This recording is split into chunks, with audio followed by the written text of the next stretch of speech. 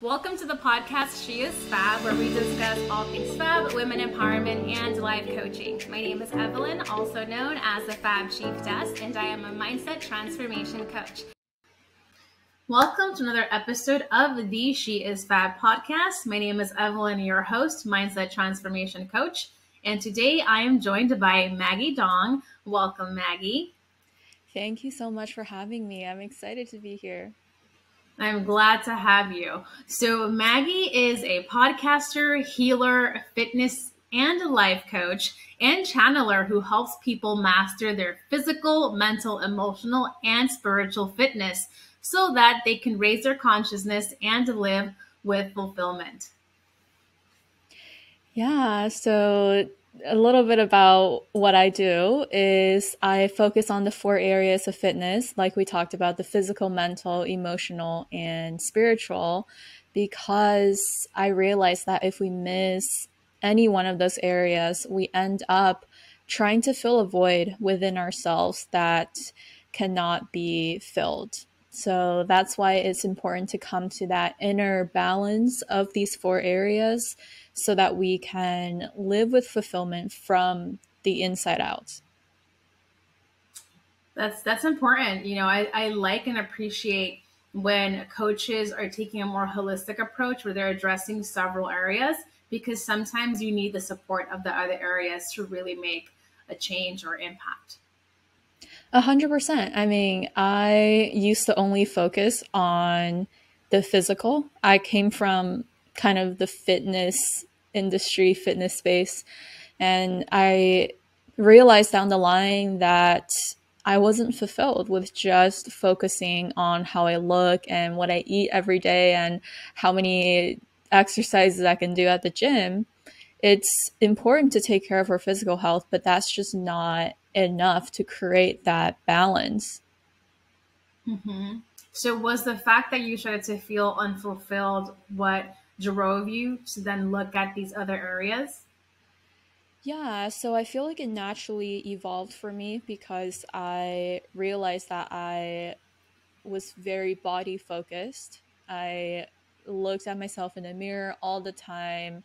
I was weighing myself every day. I woke up just to figure out how to control my nutrition for the day. It was very obsessive. It got to a point where I said, this is, first of all, not healthy to be this obsessed over my body and over food.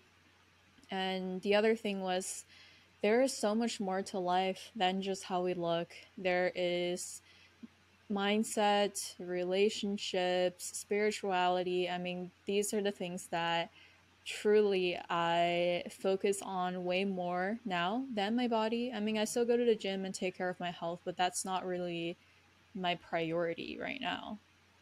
Mm-hmm. I think the whole looking at your body kind of goes along with going to the gym, because you are trying to see what those gains are, how your body is changing physically. But to your point, when it becomes obsessive, where you're constantly looking at that, that's a sign of something being wrong, maybe with the mindset or perception. Oh, 100%. I mean, I've worked with fitness clients as well over a period of a few months where I was solely doing fitness coaching. And I realized that these clients were becoming very obsessive over their body because we were only focusing on the nutrition and the exercise, and obviously a little bit of mindset behind that, because mindset does play into fitness. But I didn't want to keep on focusing on just the physical aspect of our lives, which is why I decided to expand my business as well to the 4 areas, and I switched up my entire podcast to the 4 areas instead of just that one, because I didn't want people to start diving deep into their physical body and become stuck there. Mm-hmm. So you first, did the work for yourself, right? You went through this process of figuring out what was lacking and then working on these other areas. At what point were you driven to now share that with other people and become a coach? Yeah, so I no longer coach. I did coaching for a while. So I first started off Mm-hmm. with the nutrition, diet, mindset, that kind of coaching. And then I expanded to more of life coaching, the holistic approach of life. And I nowadays don't do one on one coaching anymore just because I want to spread my message to more people. So that's why I focus way more on content creation, podcasting, so that I can get the message out there. But I started coaching because I realized that having that support system, having that guidance, it's huge. Having some accountability to help us reach our goals.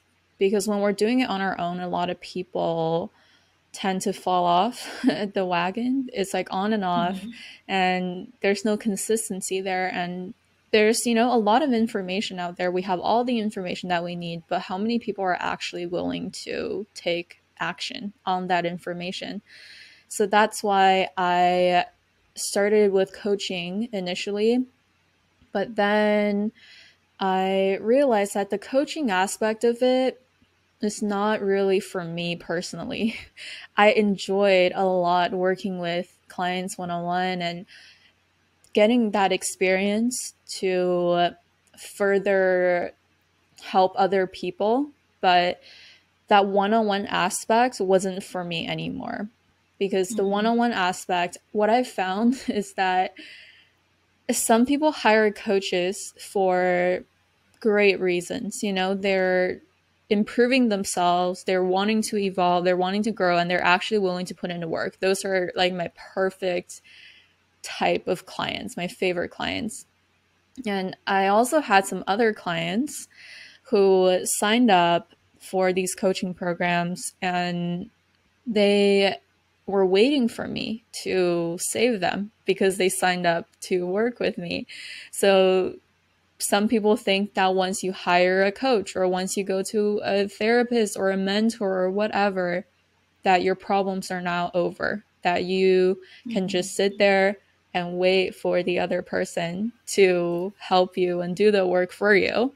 But that's not how it works. If you're not willing to put in the work, things are not going to change.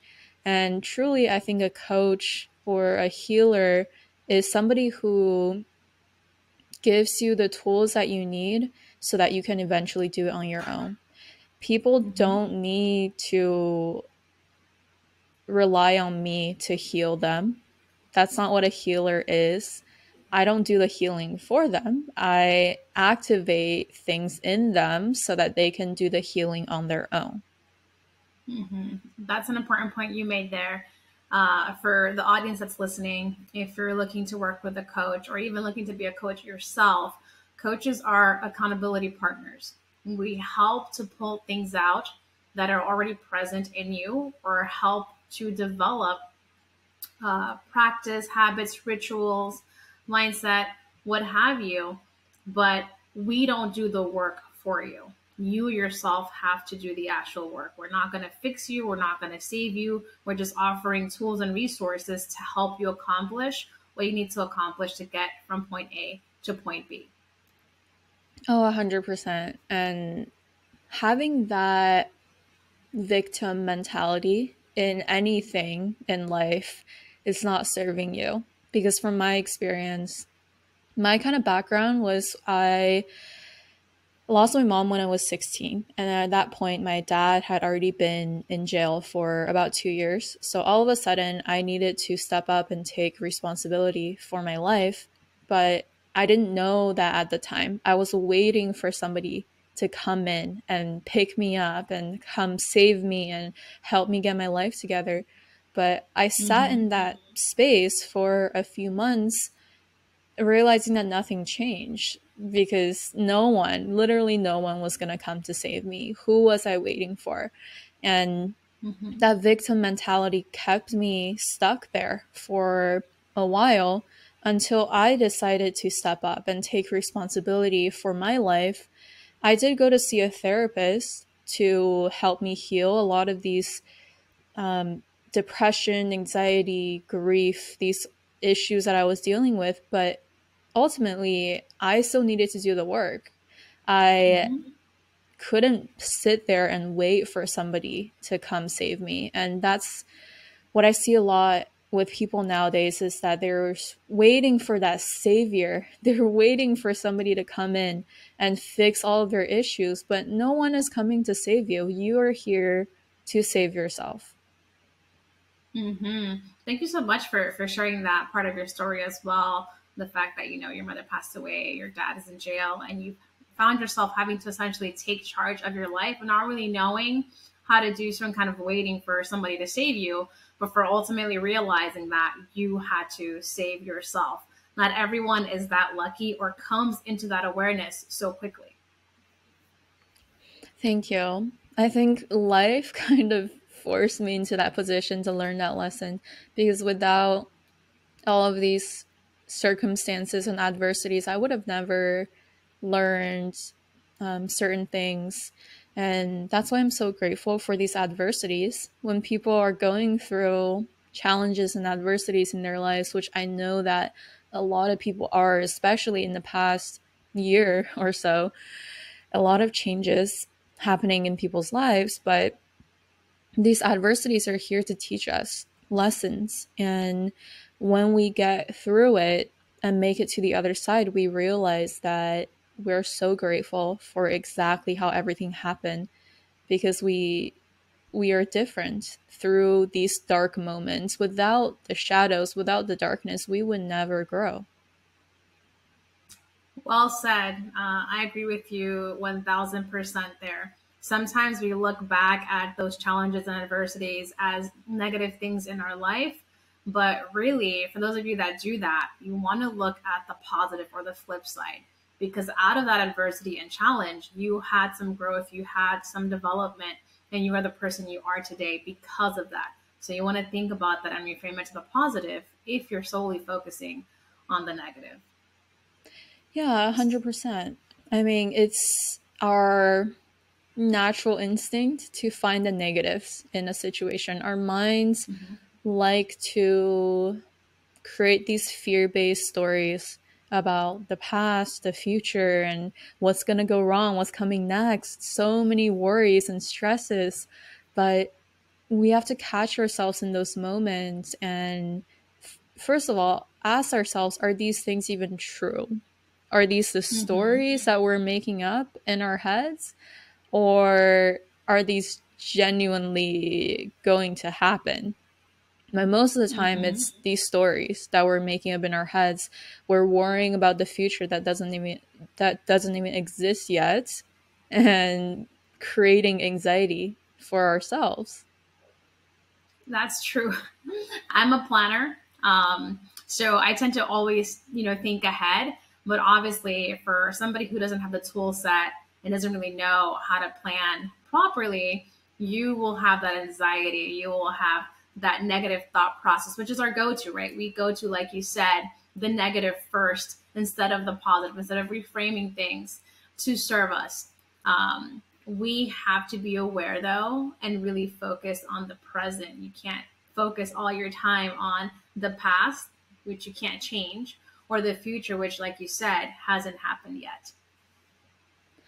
100%. I mean, being fully present, it's so important. And I don't think a lot of people can do this. We're either living in the past or the future because we're stuck in our heads. Your mind is only going to take you to some imaginary scenario that is not right here and right now. So when we truly get into the present moment, you realize that in this moment, there's nothing for you to worry about. You're just here, you're safe, you're protected, you have everything that you need in this moment. And all of these fear-based stories are just stories that we tell ourselves. And it's not even, rewriting everything into this more positive tone, because we know that life is not just all positive and rainbows and sunshines. It's seeing things for exactly what they are without putting a negative or positive twist on it. You just see everything in this moment for what it is. Mm-hmm. I like that. It's right. We're human. Not everything's going to be roses and rainbows or positivity. Even as individuals who preach positivity, or like myself, who focuses on mindset, there are moments where you are stricken with something and you can't just look at the positive outlook. Confession time. I am the queen of what if scenarios. I will tell you, my partner's like, why do you always do these what ifs? They're not real. But obviously, I have the tool set to kind of take a step back and assess, okay, why am I thinking of the scenario? What is the underlying source that I have to uncover to prevent that from spinning out into something more? Yeah, those what ifs, I used to get stuck in them too. I was a planner, like you said. I was planning out everything to the T. And if things didn't go my way, I would start beating myself up and getting stressed out and getting anxiety.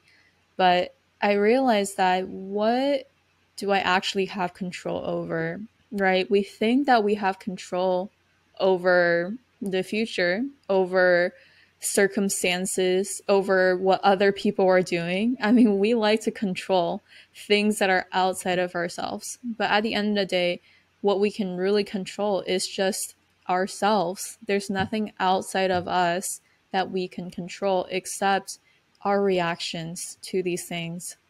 Mm-hmm. Well said. You can only control yourself and how you react. You have no control over anything else that is outside of you.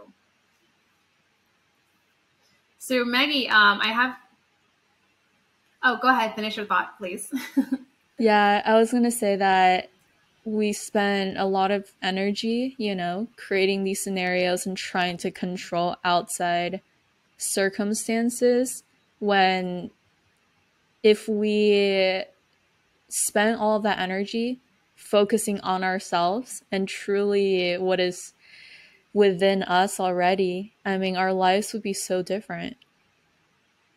I agree. I think if we did more things in a way that serves us and had full understanding of what we can control, like we talked about the self and how you react, things might be a little more simpler. You might avoid a bit more pain, a bit more heartache. But it's not a perfect world, and we are human. And even those of us that coach are susceptible to these moments. So I wanted to ask you, you mentioned that you no longer do one-on-one coaching. So clarify for us what you're doing, how you're engaging as a coach. Yeah, so I don't even consider myself necessarily a coach, or a healer. Like, I don't like putting these labels on what I do. You know what I mean? Like, I can do a lot of things. I mostly focus on the podcast, so I do put out a lot of content in that way. But you can call that coaching. I mean, pretty much I'm putting out that information for people to take it. But it just depends on how you look at it. Some people think that this is coaching. Some people think that this is healing. Some people just find it to be entertaining to listen to my podcast, which is great. But I don't do that one-on-one aspect anymore. I do have self-paced programs out for people to engage in if they want to. But I do that because, like we talked about, people have to put in the work on their own. I'm not here to hold anybody's hand through their journeys. The program that I have out, I give out all the information, all the tools and the steps to get to where they want to be, but it's self-paced and self-guided. So people have to actually show up for themselves once they sign up. Gotcha. And then apart from the course, that self-guided course that you've developed, you have the podcast where you're disseminating more information, which, like you said, folks can see as coaching because you are sharing info that is going to impact their life in one way or another. Yeah, the podcast, I mean, it's information for everyone who wants to listen to it. It's free. That's just what I love to do for people who maybe if they never sign up for anything that I put out, they can listen to the podcast and get the information they need. And the thing with information, like we said, is that you can get a lot of information and take no action on it, right? So it's up to ourselves to take the information that we need and then implement that into our lives and integrate, because you're not really learning anything if you just listen to something and you don't act on it. Yes, I agree. That is the key takeaway here, guys. The information is available to you. It comes to you from many different sources. But ultimately, if you are not taking action on that information, it is not serving you and it's not helping you. Right. I used to read and listen to a lot of things, and I had this conversation with a friend of mine just a couple of weeks ago, because we're very similar in that aspect where we love listening to podcasts, we love reading books, and he was reading, I think, like 2 books a week, which is crazy. And we had this conversation where he was expressing to me that he didn't feel like he was evolving a lot in his life. I mean, he was reading a lot of books, 2 books a week, and listening to so many podcasts, but he still felt like his growth was kind of stagnant. And I had this conversation with him. I said, so you're reading all of these books, but why? What's the purpose behind reading these books 2 a week? Just for the sake of reading? Just to say that you read 2 books a week? Because we can all read, we can all gain access to this information, but what are you doing with this information? What work are you doing on yourself after you've received the guidance?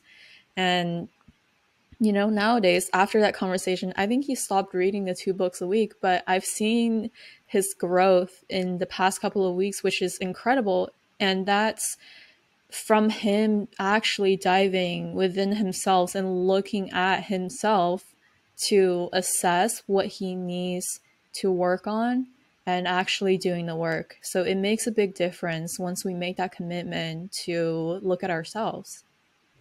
Look at that. You coached your friend to help him understand or figure out why he was doing what he was doing, and which tied into his development, right? Not feeling like he was growing, even though he was reading, 2 books a week. I can actually relate to that. I'm a big reader. I've always been an avid reader from a young age. But when I got to a point where I was exploring the whole coaching aspect and going through my education, I realized I'm reading all these books, I'm listening to all these podcasts, but I'm not actually applying what I'm learning. So that made me do a whole sort of like flip, where now the books that I get, they fall into 2 categories. One is for self-development or education, and one is just for fun, just for imagination, right? So the books that I get for self-development and just improving my life overall, those all have a purpose. I get them with the purpose that I'm going to take some action. So my books nowadays, if you look at them, they have like notes and scribbles and highlights, because I'm reading with the intent of applying what I'm reading. Oh, I love that. And we do get to this point where we don't even need to read books. I mean, I love reading, I love podcasts, but all of these things are at the end of the day pointing us back to ourselves. And these are just guides. We don't need these guides forever. We don't need these tools forever, because we already have everything within ourselves. If we didn't have any of this, if we didn't have technology, if we didn't have the books and the podcasts, we would still find a way to heal and grow, because our bodies can do that. We have all the tools within ourselves, but these guides are just pointing us back to what we already have within. That's very true. We do have all the tools and resources we need within us. And if we didn't have all this ease and access and information, we would figure it out in some way. But what I think that happens, with these books, with these sources, whether it's the internet, a book you're reading, a podcast, an audio book, it's just serving as a reminder or as some sort of accountability, right? To remind you on what you're able to do, accomplish, or have access to in terms of information. Oh, 100%. I mean, these things are just bringing our awareness to what we already know. Because sometimes we forget what we know within us, and we need these reminders from time to time. And I love technology for that. It's like whenever I feel like I need a reminder of something, I will find it because the information is there. But like we talked about, if we have this reliance on technology, if we say that I need to listen to podcasts, I need to read books, otherwise I can't figure it out, then we're essentially giving our own power away to these external sources. Mm-hmm. And at the end of the day, the true power lies within ourselves. That is actually an interesting concept that you brought up. And there's a contradiction there too. Because like you said, you don't want to be reliant on something, right? Even with coaching, the whole purpose of coaches is to work with a client, give them the tools and resources, and off they go to apply those resources and tools as they continue their life, right? So similar to anything else, you don't want to develop a reliance because you really do have everything you need, like you said, within you. Yeah, I mean, it's just going back to why are we doing certain things? Why are we working with coaches? Why are we listening to podcasts and reading books? If we do something because we feel like we're supposed to, or we think we need to do it, we have to, then that's a reliance, because you don't have to do anything. You're not supposed to do anything. Mm-hmm. You think that you are supposed to be a certain way. You're supposed to do certain things. But at the end of the day, what do you really want? What do you want? Mm-hmm. It doesn't matter what other people are doing. It doesn't matter how other people are living their lives. What do you want? And that's the intention behind these things. If you are hiring a coach because you want to evolve, then by all means, hire a coach. But if you're doing it because you feel like you're supposed to and otherwise you can't evolve, then I feel like we have to come back to ourselves and think on that for a little bit. Yeah, so that's important. The why is the driver. The why is what ultimately sets you on any path that you're going to take. If you don't know what your why is, whatever you're doing at some point is going to show up. There's going to be a negative impact to you. Obviously, you want to live authentically. You want to live in alignment with what serves you. And part of that is that why. You don't want to just do things because you have to. I don't like that word, that combination, have to. It seems forced. It actually sounds negative. So really, it comes down to why you're doing something. Is it serving you and is it in alignment with you? Oh, I'm with you. I don't like to use the phrases have to, or you should, or you're supposed to, because like you said, it seems forced. It seems like somebody else is telling you that you have to do something. Mm-hmm. And where is the authenticity in that, right? Are you doing it because truly it's in alignment with you? So I just take those words like out of my vocabulary. I don't tell anybody that they should do anything. I don't tell myself that I should do anything. Even, for example, let's say a friend calls me. Should I pick up the phone? Do I have to pick up the phone? Or do I want to? Mm-hmm. If I feel obligated to do something in any way, then it doesn't even feel comfortable doing it, first of all. And I'm not going to show up 100% for that activity Mm-hmm. if I feel like I'm obligated to do it. So why not, if I don't feel like picking up the phone in this moment, I can just simply send a text and be like, I'll call you tomorrow. It's that simple. But people don't have those boundaries People are scared to say no, and they feel like they should do things. They're obligated to get themselves into these situations. Oh man, you just brought up a really good point there. Healthy boundaries and saying no, right? So the have tos, the should, those are all stemmed in those boundaries and being able to say no because it's not in alignment with you.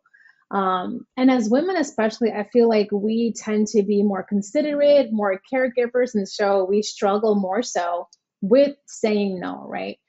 So, ladies that are listening out there or watching on YouTube, you have to set healthy boundaries. You have to change the phrasing, the have tos, the shoulds. You're not forced to do anything. You are in control of yourself and how you engage. And so you have to be able to say no to things that are not in alignment with you. Yeah, 100%. I mean, boundaries, this was a difficult one for me because I went from not being able to say no at all. I mean, a few years ago, I was in this relationship and I got myself into this situation where I went to the store this one day and this random guy came up to me and asked for my number. And I was in a relationship, right? So I knew that I didn't want to give this other guy my number. I had no interest, but I couldn't say no. Like something inside of me was just scared to say no. So I ended up giving my number to this guy and had this whole thing with my partner at the time because I couldn't say no in that moment. I was scared. So that taught me a lot about healthy boundaries. Why are we so scared to say no? Why do we sacrifice what we actually want for someone else to make somebody else comfortable? I think it's that people pleasing mentality. And I had that too. I was trying to make everybody comfortable. I was trying to be there for everyone and help everyone and make everyone happy. But we have to understand that we can't make everyone happy. We are here to stay in alignment with ourselves and become the best versions of ourselves. We're not here to please everyone. Right. So I actually have a question. This kind of came into my head. Do you think that some of the reasons why we don't say no has to do with FOMO, like the fear of missing out on something? Even if you don't want to do it, you might say yes because you think that in some way you might miss an opportunity. A part of that could be, definitely. I feel like some people do have that fear of missing out on certain opportunities. And this just reminds me of a conversation I had a couple weeks ago too. So my friend got offered this job that he was thinking of taking. And I knew deep down this wasn't the best, option for him. He had other options, but he was considering this one because he said, the universe presented me this opportunity. So I feel like I should take it because this opportunity is presented to me. And I said, so what if you have a lot of different opportunities presented at you? Are you just going to take all of them? Like, do you have the capacity to take all of them? And he kind of thought on that for a little bit. And what I told him was, if you say yes to everything because just because you feel like it's an opportunity, that everything is an opportunity, then that's how you get poisoned down the road because you take everything that you see as an opportunity, but like you didn't even think what this will lead down to. And the job opportunity that he was considering, I knew that it was going to be kind of like a dead end thing. So that's why I said, if you think that everything is an opportunity, you get poisoned by the end because you didn't think for yourself before picking the path that you want to be on. That's true too. You don't always have to jump on everything that comes your way. Sometimes the universe is putting something to show you, right, what's out there. but not necessarily for you to jump on it. Or it could actually be there to show you a potential, or to even move you against it to something else that could be in your purview. Yeah, the universe will show you exactly what you need to see, but it doesn't mean it's an opportunity for us to always act on. Mm-hmm.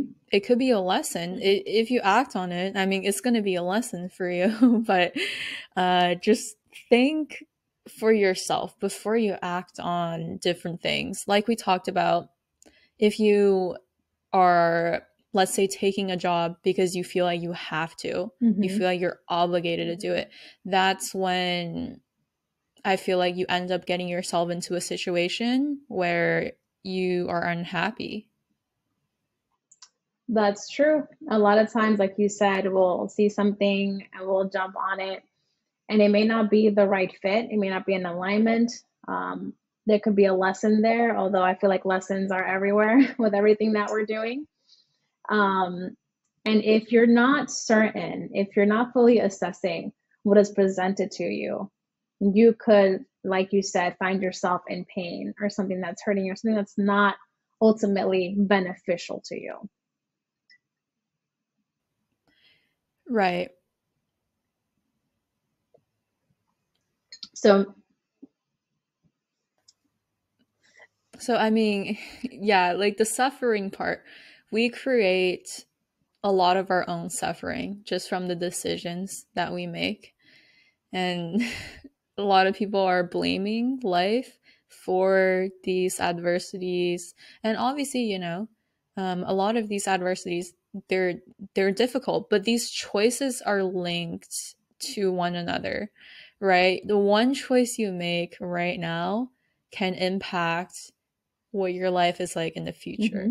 So before, we start playing the victim in every situation, ask ourselves, how do we even get here? What choices do we make to get to this point? that's very true. We are a product of our experiences. We are a product of the choices that we make. Where you are in life today, what you're dealing with, these are things that you have chosen. It's a path that you have chosen. And along that path, you have made decisions to get you to where you are today. So, like you said, we can only control ourselves and our reactions. And that's also tied to our choices. Yeah, 100%. I mean, just taking responsibility for our lives and realizing that we had a choice in every moment. Words of wisdom, guys. I hope you're listening. You might want to rewind that and replay it. So Maggie, we talked about, how you got into what you do, your catalyst, what first inspired you. You mentioned you have this podcast where you put out information, and you have this self-guided course. What is the name of your podcast and your course? Yeah, so the podcast is called Mind Muscle Enlightenment. So it's on all platforms, I believe. You can just search it up or search up my name. And the course is called Heal, and that's where we do the work and heal ourselves so that we can liberate ourselves from the traumas that we've experienced. I love that. So if you guys are looking to heal and learn a bit more about Maggie, obviously we're going to put all of the information, how to get in touch with her, how to access what she's putting out there, and the YouTube details and podcast details. So make sure to check her out and listen to her podcast, which has a holistic view, physical, mental, internal, what have you, spiritual. Yeah, thank you so much for having me. This was incredible. I'm so happy to have had you, to have you tell us your story, have you share your wisdom. And of course, we went through a bunch of different topics that are going to be super beneficial for the audience listening. So before I let you go, Maggie, any last words you want to share with the audience? Yeah, so what comes to me right now is actually something that we briefly mentioned. It's just being present in every moment. We overcomplicate life. We create problems that don't exist. We get ourselves stuck in the past and the future. But when we're truly present here, when we're getting out of our heads, life is so simple. And all it takes is just for us to get out of those repeating thought patterns and just get into the moment. Because in this moment, there's nothing to worry about. And if you can truly live your life moment by moment, then that's how you experience freedom. That's a beautiful message, and one that is so important. I hope you guys really took that in. If not, rewind and listen again. That present moment awareness is so important. And like she said, we tend to overcomplicate things. So go ahead and rewind that and really absorb what she said. Thanks again, Maggie. Thank you. All right, guys, like I always say, preparation, accountability, execution, and resolve are keys to your success. Until next time.